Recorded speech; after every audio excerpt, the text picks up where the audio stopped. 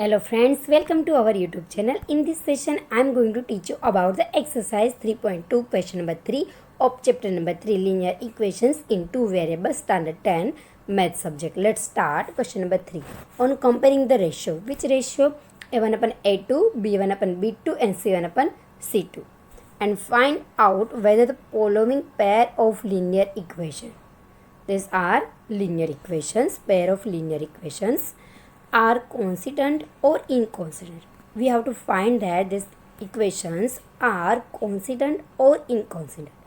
सबसे पहले आप लोगों को पता होना चाहिए कि now what is the constant or inconstant.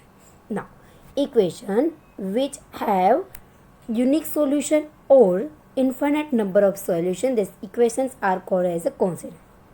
Or equation which have no any solution, common solution, it is called as a inconstant equation. ऐसी दो इक्वेशन जिसका एक यूनिक कॉमन सॉल्यूशन हो या infinite number of solution common हो, उसको बोलते हैं कॉन्सिडेंट. और ऐसे दो equation which have no any common solution, ऐसे दो इक्वेशन जिसका एक भी कॉमन सॉल्यूशन नहीं है, इसको बोलते हैं इनकॉन्सिडेंट. ओके, क्वेश्चन नंबर 2 में हम लोगों ने क्या सीखा था? ये रेशियो वही सीखा था, सेम एज इट इज़ यहाँ पे है. A1 upon A2 is not equal to B1 upon B2. वहाँ पे था इंटरसेक्टिंग लाइन. मीन्स अगर दो इक्वेशन है उसका मैं ग्राफ ड्रॉ कर रही हूँ, ग्राफिकली रिप्रेजेंट कर रही हूँ और इंटरसेक्टिंग लाइन मिल रही है, means it has a one common solution. दो इक्वेशन है उसको एक कॉमन सॉल्यूशन होगा अगर इंटरसेक्टिंग लाइन है तो it is called as a coincident. Okay, now A1 upon A2 is equal to B1 upon B2 is equal to C1 upon C2. Means these two equations has linear graph which are coincident. ऐसे दो equation जिसका linear graph हम लोग draw करें तो coincident हो, means एक के ऊपर एक दूसरा इक्वेशन आए, सेम इक्वेशन हो, तो उसमें क्या होगा? दो इक्वेशन है उसका मैं लीनियर ग्राफ ड्रॉ कर रही हूँ, एक के ऊपर दूसरा एक आ रहा है, मीन्स कोइंसिडेंट हो रहा है. तो कितने हो गए उसको number of solution? Infinite number of solution हो गए, common infinite number of solution. तो क्या हुआ? वो coincident. Okay, now A1 upon A2 is equal to B1 upon B2 is not equal to C1 upon C2. Then we can say that this equations are parallel lines. Okay, तो इसको बोलते हैं parallel line. Yes, चलो parallel line है, दो equation है, उसको मैं ग्राफिकली रिप्रेजेंट कर रही हूँ और पैरेलल लाइन मिल रही है मुझे. ठीक है, then it has no any common solution, then it is called as a inconsistent. Okay, inconsistent. तो आपको बस वही याद रखना है, जो फर्स्ट टू आ रहा है इंटरसेक्टिंग लाइन और कॉन्सिडेंट आ रहा है उसमें आएगा कंसिस्टेंट, और जिसमें पैरेलल लाइन आ रही है उसमें आएगा कंसिस्टेंट. नाउ 3x + 2y = 5 और 3x + 2y - 5 = 0. दो यहाँ पे लीनियर इक्वेशन दी है, उसको हम लोगों को कंपेयर करना है जो जनरल एक्सप्रेशन है उसके साथ. ठीक है, A1x + B1y + C1 = 0 and A2x + B2y + C2 = 0.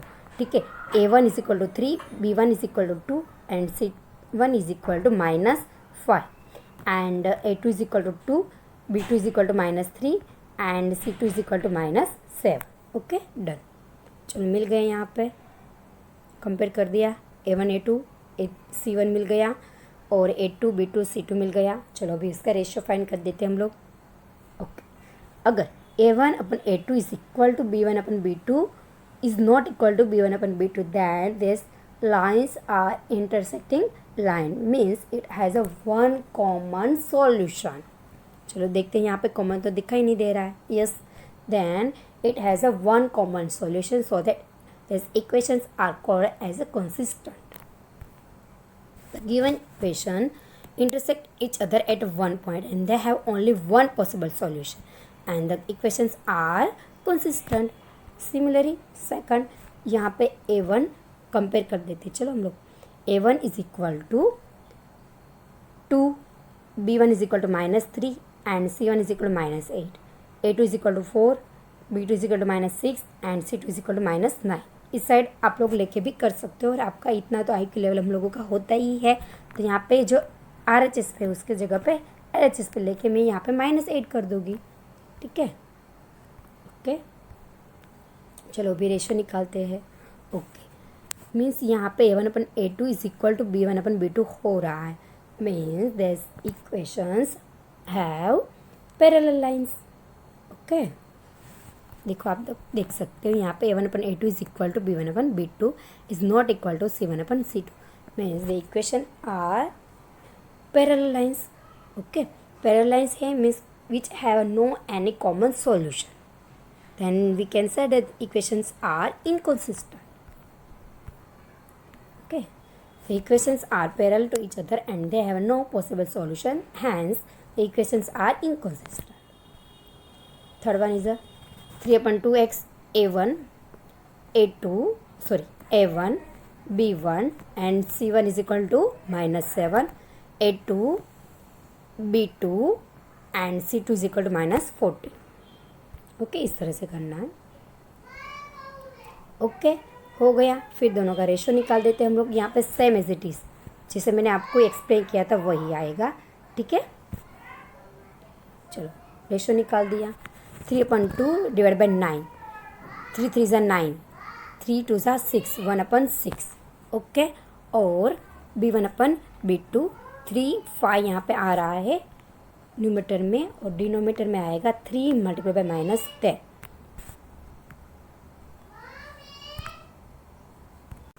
Okay, done.